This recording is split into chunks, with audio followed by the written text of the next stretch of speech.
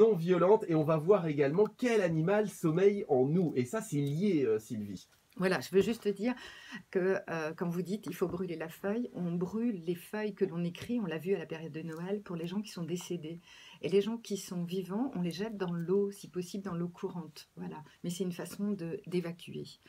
Alors, pour parler de la communication non violente, je voudrais dire un petit texte qui exprime ça.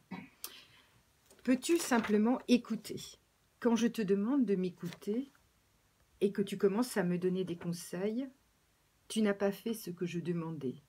Quand je te demande de m'écouter et que tu commences à me dire pourquoi je ne devrais pas ressentir cela, ainsi tu bafoues mes sentiments. Quand je te demande de m'écouter et que tu sens que tu dois faire quelque chose pour résoudre mon problème, eh bien tu me fais défaut. Tout ce que je te demande, c'est que tu m'écoutes et non que tu parles ou que tu fasses quelque chose. Je te demande uniquement de m'écouter. Je peux agir par moi-même. Je ne suis pas impuissant, peut-être un peu découragé ou hésitant, ou ça me fait du bien de me parler en te parlant. Serait-ce pour cela que la prière marche parfois pour quelques personnes, parce que Dieu est muet et qu'il ne donne pas de conseils? Il n'essaie pas d'arranger les choses, il écoute simplement et te laisse résoudre le problème par toi-même. Alors s'il te plaît, attends juste un instant et je t'écouterai. On vient d'assister à une dispute de couple là. Là, c'est pas des collègues de boulot là, c'est plutôt dans la vie privée, entre mari et femme, non, Voilà, Sylvie? ça veut dire qu'on essaie toujours de résoudre les problèmes des autres.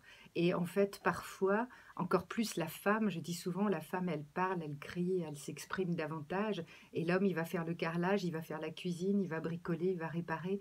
Et c'est ça, c'est leur façon à chacun de dire je t'aime ou de dire je suis là. Et c'est ça qui est important d'entendre, en fait. Et on est très interventionniste dans notre monde actuel, même pour nos enfants. On s'occupe trop des autres. C'est pas qu'on s'occupe trop, je pense qu'on fait beaucoup d'ingérence dans la vie de l'autre et charité bien ordonnée commence par soi-même. Je me suis rendu compte il y a pas très longtemps que j'étais interventionniste pour vouloir aider mes enfants sur telle ou telle situation et pourtant ils ont beau avoir 30 ans.